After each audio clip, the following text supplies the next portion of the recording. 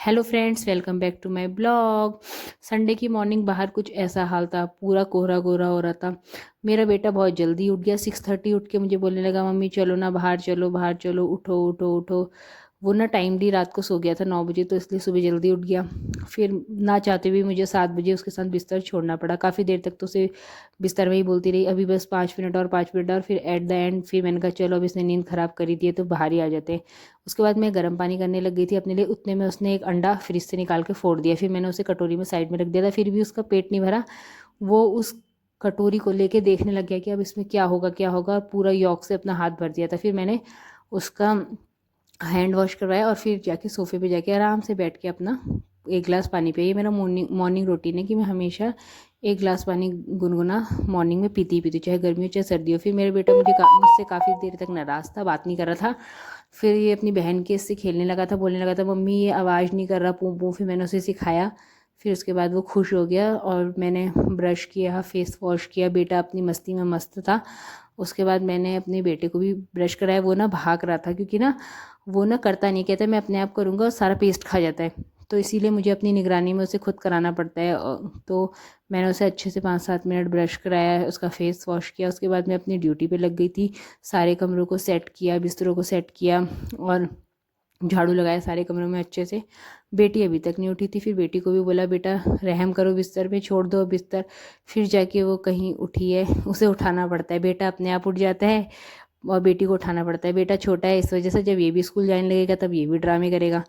तो फिर बेटी उठी, फिर मैंने सारा बिस्तर वगैरह सारा सेट किया। उसके बाद बच्चों के नहाने के बाद जो कपड़े पहनने उन्हें सब बच्चों के लिए रख दिए बेड पे, कि भाई नहा के आएंगे तो ये पहनेंगे। फिर मैंने पूरा सोफ़ा वगैरह सेट किया। एक बार कर चुकी थी, बेटे ने दोबारा बिगाड़ दिया था। फिर मैंने सारा सोफ़ा सेट किया। यहाँ बेटे को एक सेविया का पैकेट मिल गया था।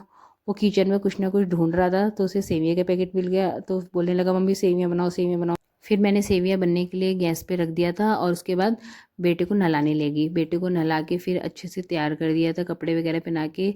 इतने में इन दोनों भाई बहनों की मस्ती चालू हो गई थी। दोनों एक दूसरे के साथ लाड़ प्यार कर रहे थे। कभी कभी तो इतनी लड़ाई हो जाती कि समझो ऐसा लगता है कि दुश्मन होंगे। फिर कभी कभी बहुत प्यार हो जाता है। फिर मैंने अपने बेटे को टोपी पहनाई, क्योंकि बाहर कोहरा भी लगा था और उसको मैंने नहलाया था, तो थोड़ा ठंड सा भी फील हो रहा था। उसे बोल रहा था मम्मी ठंडी लग रही है, और कपड़े पहनाओ और कपड़े पहनाओ। तो फिर सेवियाँ इतने में बन चुकी थी। फिर मैंने अपने बेटे को सेवियाँ सर्व की और मैं अपने काम पे लगी थी पोछे लगाने के। मैंने सारे कमरों में अच्छे से पोछा लगाया और मेरी बेटी अपना नहाने के लिए चली गई थी। उसने आज हेड वॉश नहीं करना था, क्योंकि उसे मैंने हेड वॉश फ्राइडे को ही कराया था और उसे थोड़ा फीवर सा भी था। कल स्कूल से आते ही बोली थी मम्मी थोड़ा वॉमिट सा मन हो रहा है, तो मैंने कहा आज हेड वॉश मत कर, नॉर्मल बॉडी वॉश कर ले। तो फिर वो भी तैयार हो गई थी। फिर दोनों भाई बहनों की मस्ती चालू। फिर मेरी बेटी ने तुलसी माता की पूजा की और फिर सूर्य को जल चढ़ाया। तुलसी माता को ना संडे वाले दिन जल नहीं चढ़ाते, तो इसलिए उसने तुलसी माता को जल नहीं चढ़ाया। और उसके बाद मेरा भी फाइनल राउंड था पोछे का। मैं जीने पे पहुंच गई, तो इसका मतलब पोछा पूरा डन हो चुका है घर का। और उसके बाद मैंने थोड़े बहुत हाथ मारा, मतलब सफाई के लिए इधर उधर, क्योंकि बच्चे ना हाथ लगा देते हैं शीशों पे गंदे गंदे, तो इस वजह से वो स्पॉट से दिखते तो अच्छा नहीं लगता।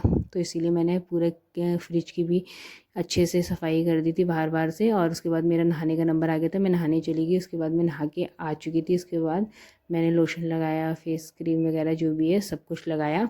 और उसके बाद मैंने तो बेटी मेरी पूजा वूजा करके आ गई थी। उसने बोला मम्मी मुझे खाने के लिए दे दो सेवियाँ मेरे हिस्से की, तो मैंने दिया। तो बेटा बोलने लगा मुझे भी दे दे, तो मेरी बेटी ने दिया नहीं, तो फिर नाराज़ हो गया, बोलने लगा मैं भी नहीं दूंगा अपनी बारी में। इतने में मैंने बोला बेटा दे देना, 1 स्पून तो बड़ी है ना। फिर उसने उसे 1-2 स्पून खिलाए। मैं पूजा करने मंदिर घर में आ चुकी थी। मैंने अच्छे से पूजा वगैरह की। फिर मैंने सूर्य देव को जल चढ़ाया। उसके बाद मैं नीचे आई, मैंने बच्चों को पढ़ने के लिए बिठा दिया था। मैंने कहा बहुत होगी मस्ती, अब थोड़ा पढ़ाई भी कर लो। फिर मेरे बच्चे पढ़ाई करने लगे थे और बेटी ने बोला मम्मी प्लीज़ आज ठंड हो रही है, बॉयल करके दे दो एग। मैंने कहा चलो ठीक है तुम लोग पढ़ाई करो, मैं बॉयल करती हूँ एग। मैं किचन में आ गई थी, मैंने एग रखे और बॉयल करने के लिए रख दिए थे एग। और उसके बाद मैं बच्चों के पास चली गई थी बैठ के उन्हें पढ़ाने के लिए। बेटी तो पढ़ रही थी अपना, और बेटे को थोड़ा सा मुझे काम देना पड़ता है, तो मैं चली गई थी। उसके बाद मेरे बॉयल एग रेडी थे, बच्चों को तो नॉर्मल दिया, अपने लिए अब थोड़ा मसाला वगैरह मिर्च वगैरह काट के, प्याज टमाटर काट के बनाया, जो मुझे बहुत अच्छा लगता है। बच्चे नहीं खाते, बच्चे नॉर्मल पसंद करते हैं नमक डाल के।